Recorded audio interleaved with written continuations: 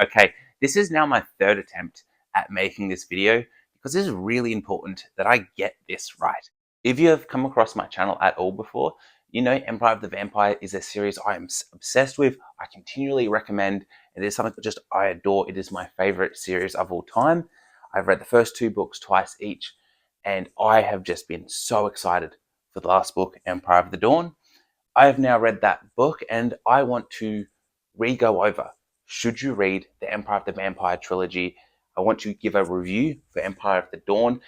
It was the weakest of the trilogy. It did let me down and disappoint me. So I want to give a spoiler-free, a spoilered review of Empire of the Dawn. I want to do a full should you read Empire of the Vampire, go through what the series is about, if you haven't heard of it before, if you haven't tried it, if you should read it, give warnings on what you should expect, if it's going to be a series for you or not for you, go through the pros and cons of the series, the themes of the series, and then at the end, we're going to do an Empire of the Dawn review and go over a disappointing conclusion to what was a really good series, really good trilogy for me. And this isn't something new for Christoph. I've read 4 of his series now, and every trilogy I've read, be that the Illuminae Files, the Nevernight Chronicles, the Empire of the Vampire, or the Aurora Cycle, book 3 has been the weakest. And for keeping this all spoiler free, I can't say what the biggest weaknesses were of this book because they all come down to the plot and how things went. So I can't dive too much into that, but let's jump back to the start and we're going to go over what the series is about. Should you read it first and then save that Empire of the Dawn thoughts for the end? Just know the series doesn't finish as good as I had hoped, but some people may love it. I was able to get this book 2 days early. The bookstore I live near had it out before it came out, so I was able to finish this book 1 day after its release. So I haven't seen anyone else's thoughts yet, so maybe this is going to be a super loved book. For me, it was a big letdown. So I really wanted to make sure I cover all my thoughts on this series in today's video because it is something I have hyped up so much and I want to give good context on this series. And if you picked it up because of me, I'm sorry if you get disappointed by the ending like I did, but there is still some good things in this. So we'll jump into should you read Empire of the Vampire? What's it about? Before we do that, if you have read Empire of the Dawn, comment it down below. Let me know what your experience has been with Christoph so far. If you've read any of his books, like the video, subscribe. We've got lots of fantasy content coming, lots more series now that I've wrapped up my favorite. And if you want to help the channel a little extra, there's a Patreon linked down in the description where I do book reviews for every single book I read. So Empire of the Dawn is already up there where I do a review as soon as I finish it. It's very raw, it's very unedited. But now, Empire of the Vampire, what is it? If you can tell by the name, it's epic fantasy meets vampires. It's First Law meets Twilight. We've got lusty vampires, but we've also got menacing vampires that are set on world domination. And for the last 27 years in this world that we're in, a world where swords and arrows are still our main weapons, but guns and cannons are just starting to come into play. The sun has been gone for the last 27 years. Now, not so much gone, but it has been shrouded in a mist where the sun can't shine through to our world. So this has led to a society where people are just basically living off potatoes and fungus because not many other things grow without the sun. But the biggest impact of not having the sun is vampires can now be out in the day 24/7. So it has led to the rise of the Empire of the Vampire. Vampires are taking over humanity and humanity is on its last brinks. These vampires are done in a really interesting way as well, where there's ancient lines of vampires, where each line of vampires have their own unique powers, where some can talk to animals, get in humans' minds, be stronger, have skin like iron, and they very much stick to their lines, their family, so it makes for some interesting vampire politics, whilst we also got some interesting human politics going on in this story. Then the other additional fantasy element, outside the vampires and the magic around them, is we have dusk dancers, which are these werewolf-type peoples who have the ability to turn into certain animals once it is night and they can turn back into humans. And they also play into this story in a very interesting way. So if this isn't your typical vampire story, it feels very unique, but it does have some harkening back to some classic just vampire stories where these vampires are lustful. And that is something with Empire of the Vampire that you should be aware about. As we'll go over in the pros and cons, there is more spice in the Empire of the Vampire series than there is in most fantasy. And in particularly book 3, the steamy flirtiness was a bit off the charts for me, especially in the first about 60%. But coming back to what the series is about, we've got our setting now, the last 27 years. where vampires have been taking over because the sun's no longer coming. And in Empire of the Vampire, we're following the story of Gabriel de Leon. He, at the moment, he is the last Silver Saint, and he is in a prison cell sitting across from a vampire historian that wants to take his story. He wants to hear how Gabriel came to be a Silver Saint. What are the Silver Saints? This warrior sect from the church of half man, half monster that are there to fight back against the vampires. Gabriel de Leon is the best Silver Saint. He is the most accomplished, and now he is the last one. And he is telling us his tales of coming as Silver Saint, his tales of how he's tried to fight back against the vampires, what he's been doing recently to fight back against the vampires, what he's done in coming across the Holy Grail, and how he's trying to bring an end to Day's death. And we have this whole sense from the start of the book that Gabriel's got a plan in mind, but he's in a prison cell at the moment. So we're trying to figure out how he's going to end Day's death. So now let's dive into some pros and cons about this series that can also give you a better picture for what it's about also. So this story is mostly a conversation. It's between Gabriel de Leon and the historian. So this is a series that if you love audiobooks, it can be really good to do on audio because it brings that conversation to life. Jay Kristoff is one of the best dialogue writers that I've read, and he writes really good wit and humor. So the back and forth dynamics between all our characters in this book, between Gabriel and his historian, Gabriel and all the people he's telling us about in his past, is super funny and very engaging. And Gabe really does have a flair for the dramatic and telling a gripping tale. So you do find yourself getting very much drawn into all these stories if you can get along with Gabriel and his humor. Now, that is one of the cons or the pros of this series. I love the humor in Empire of the Vampire. It is a little crude. There are some sexual innuendos, but it is very witty and it can lead to you having a very fun time if you get on with it. But if you don't, you are going to hate the series. That is what can turn people on and off Jay Kristoff. He is dark licorice in his writing. You will either love his rich prose and the humor that he goes for, or you will hate it, and there is not much in between. So it is very much a series where I'd recommend do a trial for the audiobook, do a trial for the ebook, have a read, see if his humor is working for you or not before diving further into the series. Now, the atmosphere, because of this prose, the world building, because of both the world that he's built, but the way he can bring it to life with his writing is really well done. It is a very immersive read. You feel like in this dark, oppressive setting, and there's just these really cool vampires and fantasy beasts flying around the page, and you can really immerse yourself in this book. It's really well done for the atmosphere, the world building. I really liked the characters here as well. In talking in themes, we do get a deep sense of revenge, of found family, relationships, love, and what you do for those you care about. Those are really like the foundational things that we focus on in this series.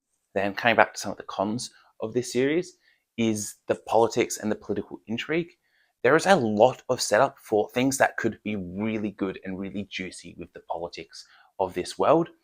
But every time we get some setup for something, we kind of just lose our focus and go somewhere else. So I love a deeply political story like the Empire trilogy or The Grace of Kings, where we're just diving into those politics and it is more those courtroom antics like a Sun Eater series.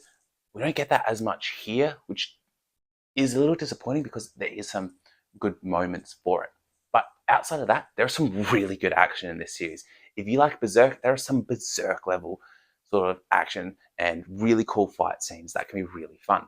Then another con, the one we mentioned earlier, if you don't want any spice in your books, this is not going to be for you. Kristoff doesn't leave anything off the page, and these vampires are very lustful. It's not a crazy amount of sex. It'd be like 1 or 2 scenes per book, but it can feel a little excessive at times, and I really felt that in the first 60% of book 3, though it kind of played into the plot or the flirtiness between the characters. It was kind of important, but it just is taking away from the story but it was taking away the story for me. Also, one thing I forgot to mention in the pros and cons list of this series is the artwork. You get artwork in every single edition of this book. Yes, this is the art. I did tear apart one of my copies. Well, Marsha did, and she did a great job, right? How good does this wall look? But the art is great for the first 2 books, and they changed artists for the 3rd book. The artist took a different job, and the replacement artist they got, it just looks like YA AI art. It's very poorly done and just very different aesthetic to the rest of the art in the series, and that was a bit of a letdown, or a massive letdown for the last book. But quickly summarizing all the pros and cons. Pros. The pros, the dialogue, the wit, the humor, characters, the relationships, the world building, the setup, the atmosphere, all incredible. The cons, maybe some of the spice, you might not get on with the humor. I was really disappointed with how the series ended, though I still had a good time reading it. There's a lot of sour taste in how some of the things wrapped up, which I really would love to talk to more people about, because I did read this and make this video before watching or looking at anyone else's thoughts. So maybe if someone loved this and I had a good back and forth with them, they might be able to win me over to some points, but it really lost me with the ending. So who is this for? Who is this not? Well, if you don't agree like those cons, this is not going to be for you. If you don't get on with the humor, if you don't like cute humor, sexual innuendos, a bit of spice in your books, you're not going to enjoy Kristoff. If you don't like some rich flourishing prose, it's probably not going to be the series for you to pick up. But there is a lot of great things about this series. If you do want to pick this up, it is harder for me to recommend now, knowing that book 3 wasn't as great as the previous 2, but there's still so much about this. Empire of the Vampire is still probably my favorite book of all time, because Gabriel de Leon's my favorite character of all time, and just the humor, the wit, dialogue, it's just all so rich. The atmosphere is so rich. It is an incredible series, but now let's talk about Empire of the Dawn. So I've given you a lot of my spoiler-free thoughts on Empire of the Dawn already throughout this video. It's the conclusion to Gabriel de Leon's tale, and it still has all the great parts of this series in it. There is great atmosphere. The world continues to grow. We get to see a lot more of this world. We're introduced to a couple really good characters. The plot goes in some really great and interesting ways. There's some shocking reveals. Kristoff is really good at giving us a good twist that usually has some good setup for it along the way. The writing continues to deliver. The dialogue continues to deliver. The humor continues to deliver. But without giving you any spoilers, the ending was really unsatisfactory. And I can't say too much about why it was satisfactory without spoiling it. So I'm going to have to save that for the spoiler section in a few seconds. It was a little long at points. I felt like some moments were dragged out a bit too long, and then other moments were come and gone a bit too quickly, where we didn't spend enough time focusing on the deeper things, and we spent a bit too much time going from A to B, doing our travel. There was quite a few loose plot threads in this that you can say, well, this is an unreliable narrator type of story. Gabriel de Leon is just telling us a story. He's not giving us facts, which can lead to those loose ends. I don't appreciate that. It left some holes in the tale that weren't filled.